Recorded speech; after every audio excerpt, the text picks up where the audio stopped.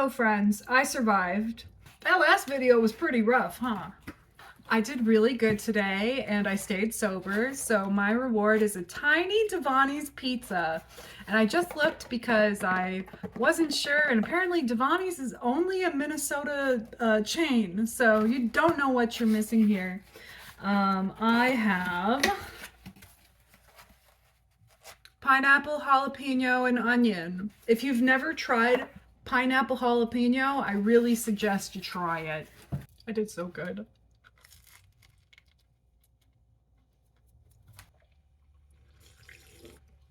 I'm drinking the hibiscus LaCroix.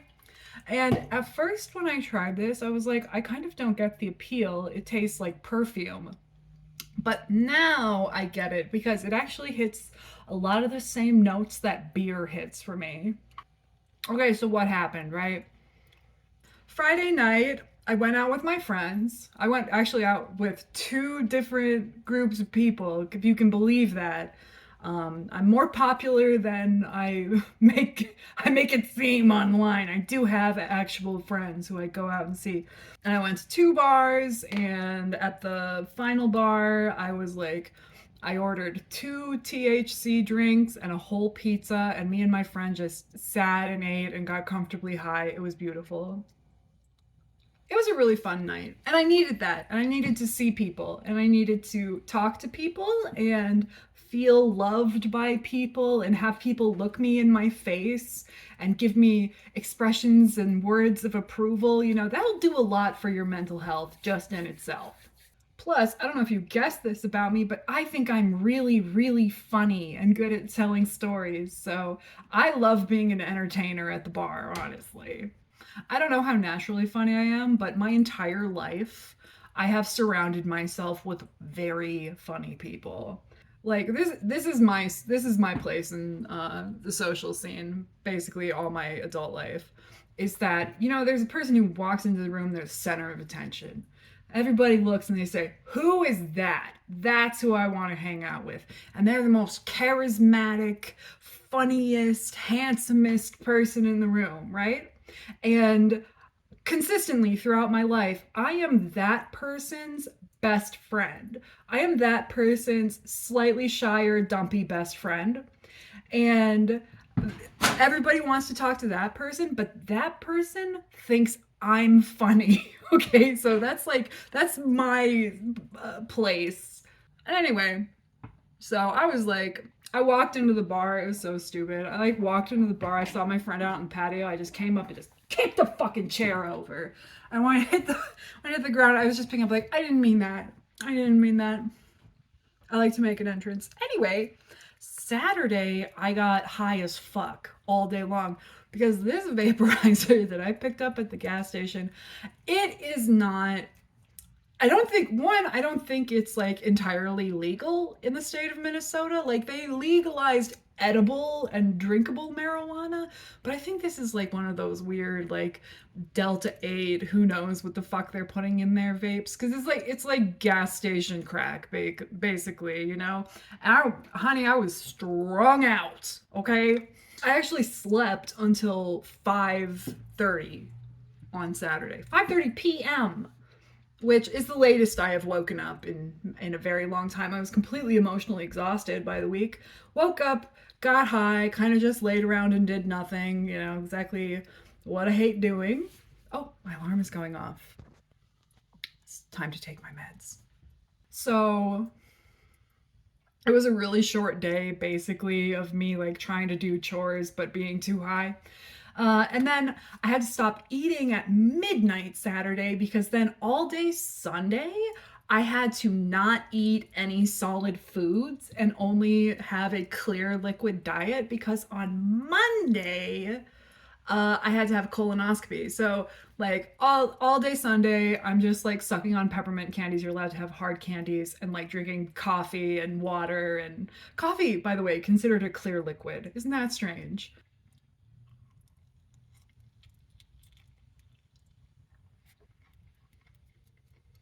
Oh, there's a hair in my pizza. Oh, that's my hair.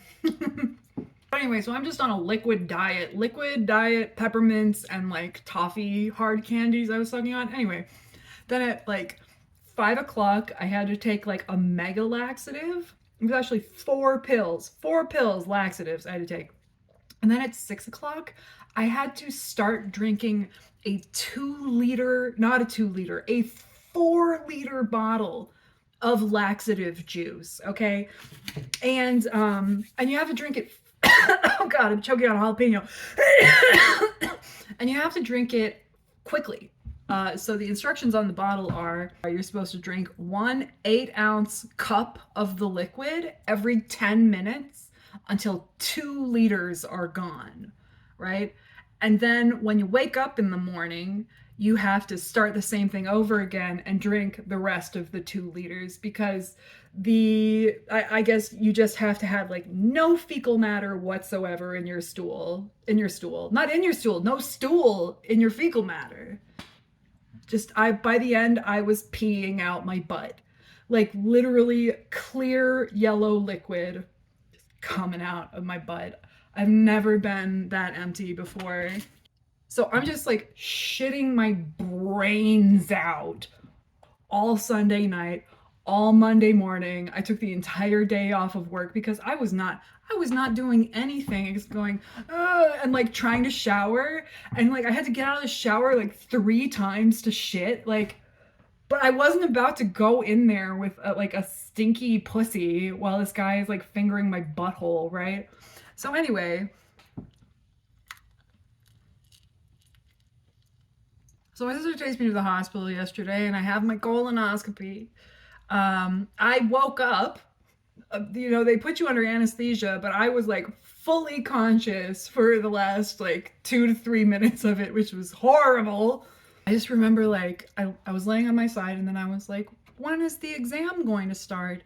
And they're like, sweetie, it's already started. And I realized that I can feel them like 2 feet into my colon.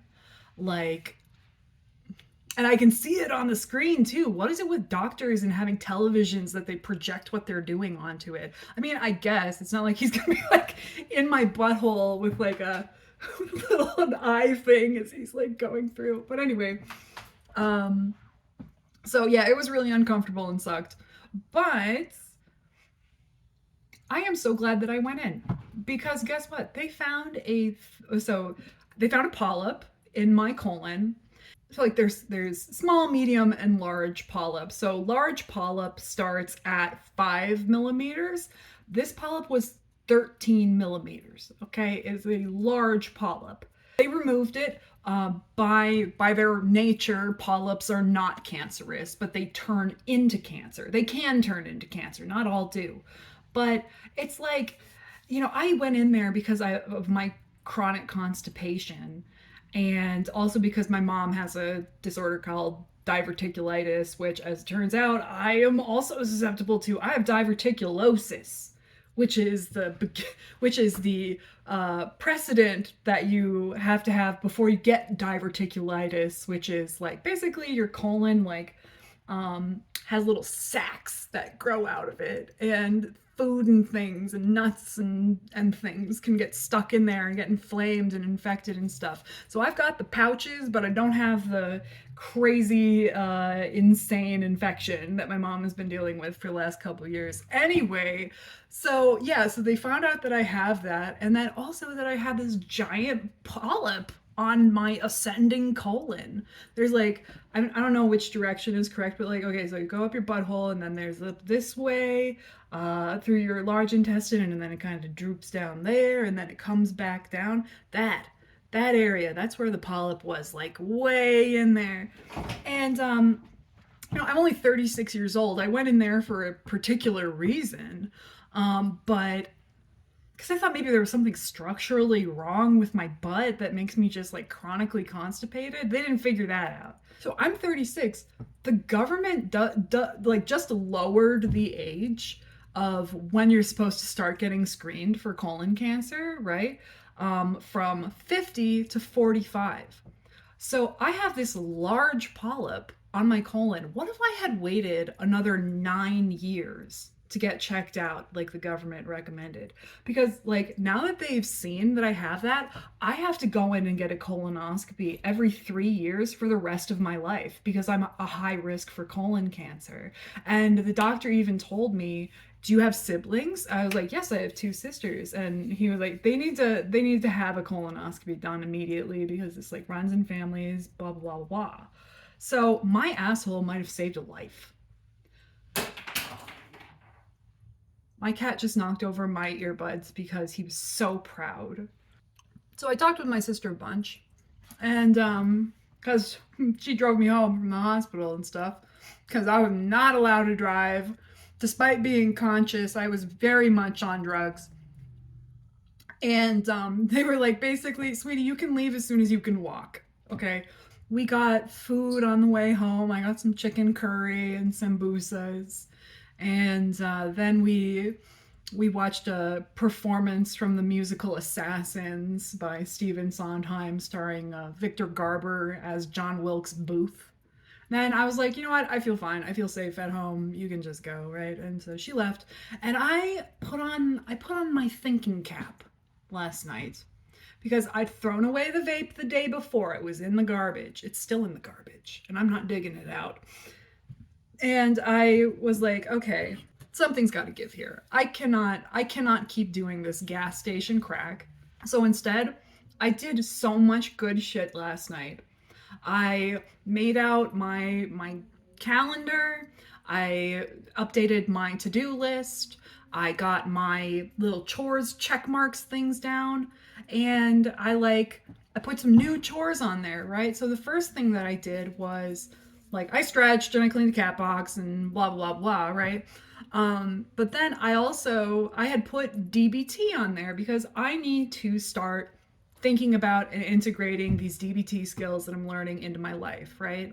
And the skill that we're assigned this week is called Give, which is about maintaining relationships, right? So G, gentle. You have to be gentle and kind to people, no sneering, no threats, no insults, right?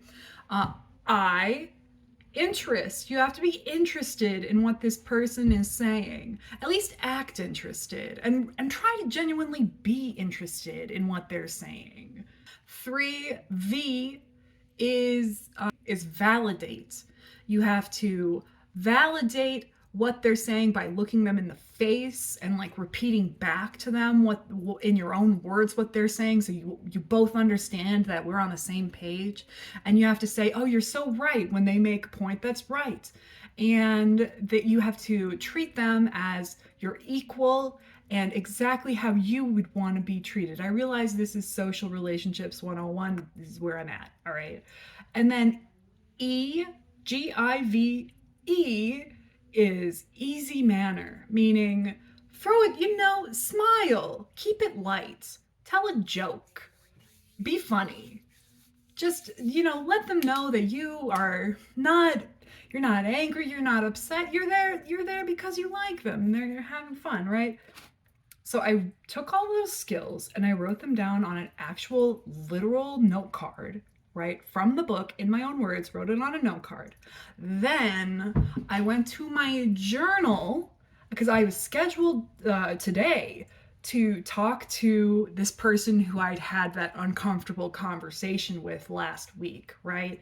And so I went on into my journal and I wrote out letter by letter how I was going to use the give skill to smooth over this relationship, right?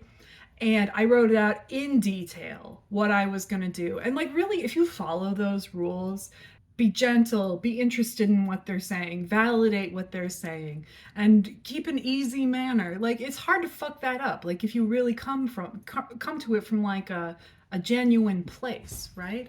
And not only that, but I also, in my journal entry, I talked about all of my feelings. And then I also did my tarot cards for the week. Now, you don't know this about me because I don't talk about it, but I started doing tarot cards a couple months ago. I don't technically believe in psychic abilities, although there is a lot of stories about psychic stuff in my family going up 5 generations. multiple branches, okay? And I've definitely had some very weird experiences, which I actually have talked about in a video before, I know. But um, and not only that, but like you don't have to believe in psychic abilities to enjoy tarot cards because they're just creative prompts, okay? You don't have to believe in anything. You just, all the cards have meanings, you draw them out, they have like in the different positions, they have different like ways you're supposed to apply them to your life, and it's just a fun creative prompt to help to look at your life from a different perspective, right? So what I do is I do a 3-card draw. We have, here's the situation, here's the obstacle, and here is the advice, right? So for the situation, I drew the reverse King of Cups. Now, everybody gets their tarot interpretations from different places. So if my tarot interpretation doesn't match yours, I'm so sorry. But for the situation, I got the reverse King of Cups. And what this card means is that my compassion and my sense of peace is being totally disrupted by bitterly holding a grudge and being overwhelmed by mistrust and wanting to rehash the past. And I'm like stuck in a whirlwind of like these negative feelings. And the regular King of Cups represents a strong leader, but the reverse King of Cups may represent that a strong leader is needed in my life and it's not me right now because I'm all caught up in this whirlwind of negative emotions that are preventing me from acting like a decent person. So this card to me is so obvious. I mean, it's like I have been, just watch my last 3 videos. Okay, I have been struggling with my emotional stability. I have been angry about the past, which I mean, it kind of verges into weird territory because I have like complex PTSD and I'm rehashing the past as part of my therapy. But I'm also very mistrustful.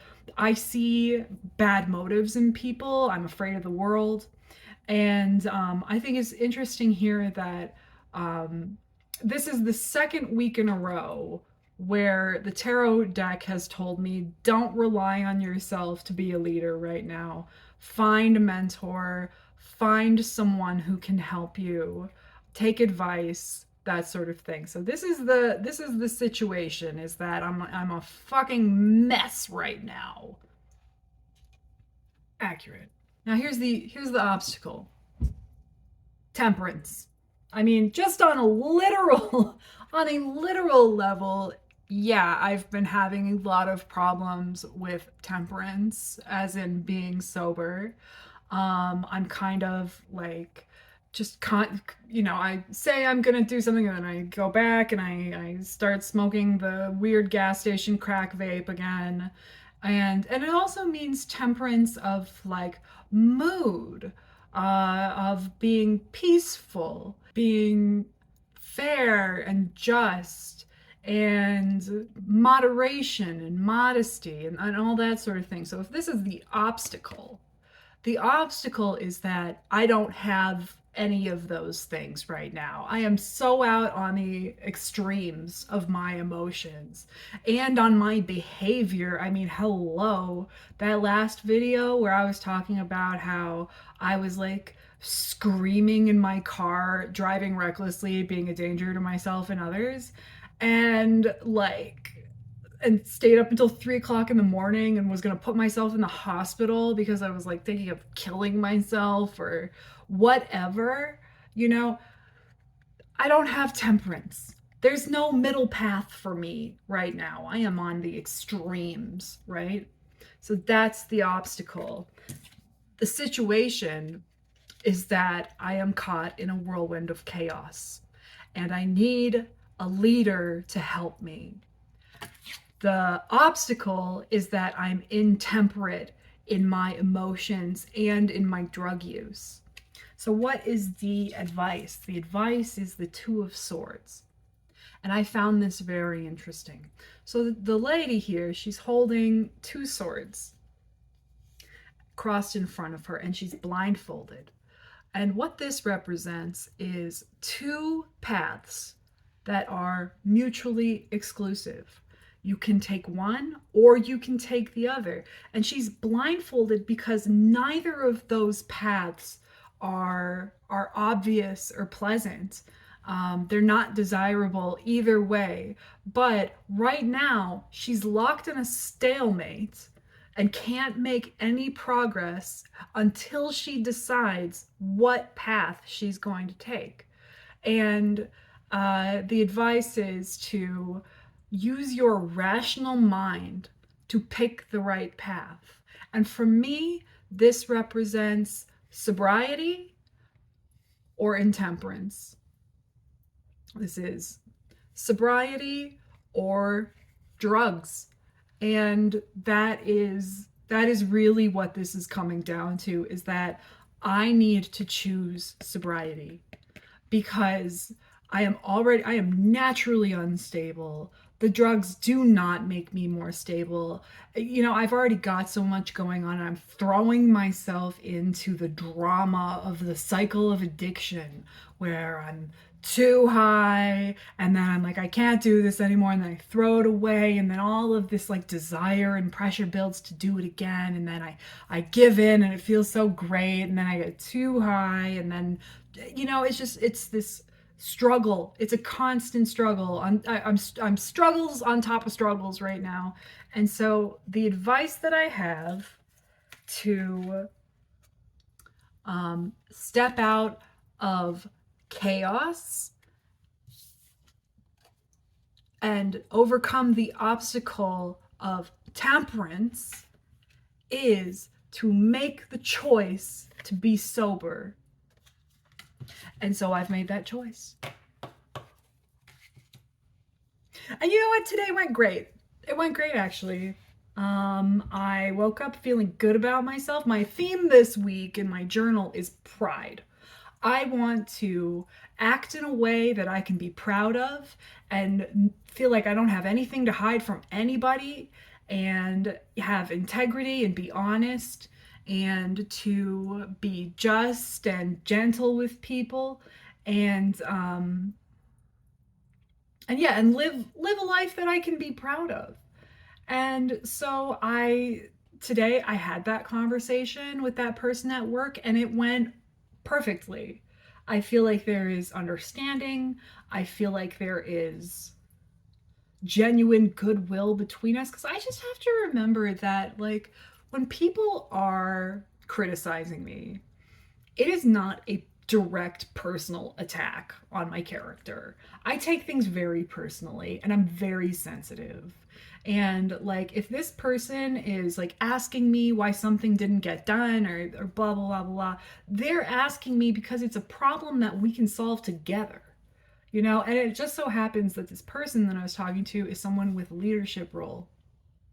And so the leader that I need is this woman at work, who is trying to help me if I will just let her.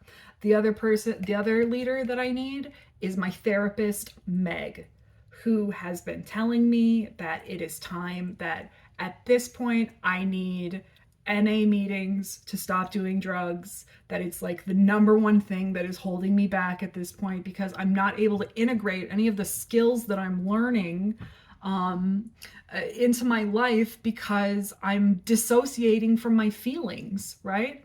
And then the other leader is Narcotics Anonymous. I'm gonna be going to NA meetings.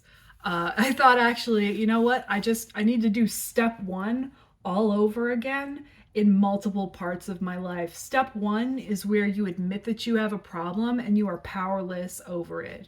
And it's not as disempowering a statement as people think it is. It means that specifically when it comes to drugs, when I start using drugs, I'm not in control.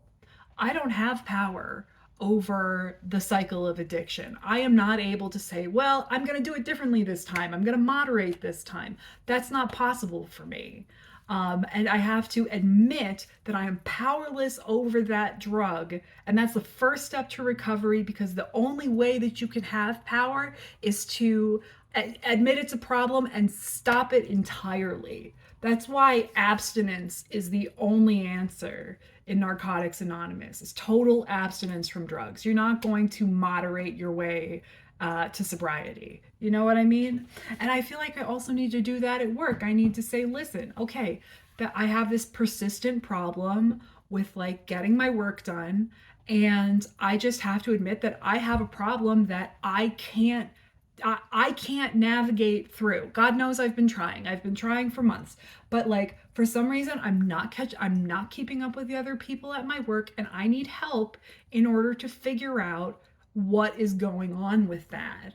Right? And if I'm honest and I earnestly seek help, then that is what is going to help me solve this problem.